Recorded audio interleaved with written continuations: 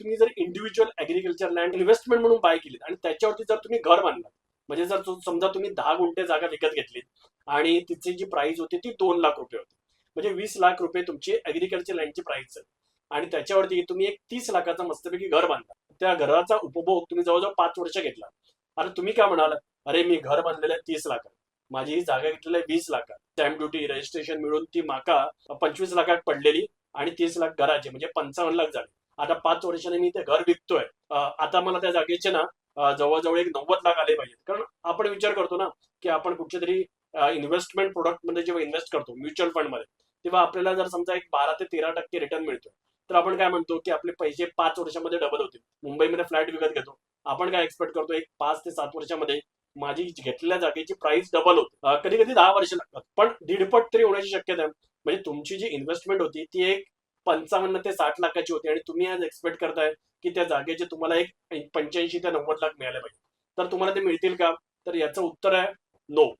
तुम्हाला हे असे रिटर्न्स कधीच मिळणार नाही कोकणामध्ये. कारण कोकणामध्ये ना, ज्यांना पण घर बांधायचं आहे, ओके, तर त्यांना स्वतःहून जागा घेऊन त्या ठिकाणी स्वतःच्या मनाप्रमाणे घर बांधायचं आहे. ते नाही इंटरेस्टेड आहेत तुम्ही बांधलेल्या घरामध्ये ते लोक येऊन राहतील. असे जे सेल आहेत ना, हे प्रचंड कमी आहेत. ते ऍग्रिकल्चर प्लॉट मध्ये पण कमी आहेत आणि ते एन ए प्लॉट मध्ये पण कमी आहेत. त्याचबरोबर हे पण समजून घ्या तुम्ही की बाबा तुम्ही जे घर बांधलं त्याचा तुम्ही 5 वर्ष उपभोग घेतलात, त्यामुळे त्या घराचं एक डेप्रिसिएशन झालं ना, त्या घरामध्ये मे बी लिकेज झालं असेल, त्याचा कलर उडाला असेल, ते घर एक जुनं झालं असेल, म्हातारं घर झालं असेल, त्याच्यामुळे तुम्ही एक्सपेक्ट कराल की मुंबई मधल्या फ्लॅट सारखं तुम्हाला त्याच्यामध्ये तुम्ही 55 लाख खर्च केलात म्हणून तुम्हाला त्याचे 70 लाख मिळतील, तर ते चुकीचं आहे. हा, हेच जर तुम्ही नुसता ऍग्रिकल्चर प्लॉट घेऊन ठेवला, तो तुम्हाला 20 लाखाला मिळाला आणि तुम्ही सतर्क राहून सगळ्या प्रकारे म्हणजे तुम्ही सातबारा, मॅप, सर्च रिपोर्ट काढला, फेरफार काढला, सगळी प्रिकॉशन्स घेतलात आणि याच वेळी तुम्ही अभ्यास केला की बाबा मी जिथे ऍग्रिकल्चर प्लॉट घेतोय रोड कनेक्टिव्हिटी आहे का,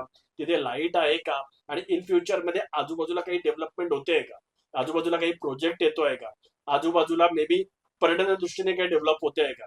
तर अशा वेळी तुमचा जो ऍग्रिकल्चर प्लॉट आहे ना, तर त्याची प्राइस मात्र नक्कीच वाढू शकते. आता ते कितपत वाढेल ना, हे कोणीच प्रेडिक्ट करू शकत नाही. म्हणजे काही जणांना वाटतं की बाबा ही ऍग्रिकल्चर लँड मी बाय केली तर 5 वर्षामध्ये 7 वर्षांमध्ये त्याची प्राइस डबल होईल. मे बी होईल पण मे बी नाही पण होणार. Just like any other investment.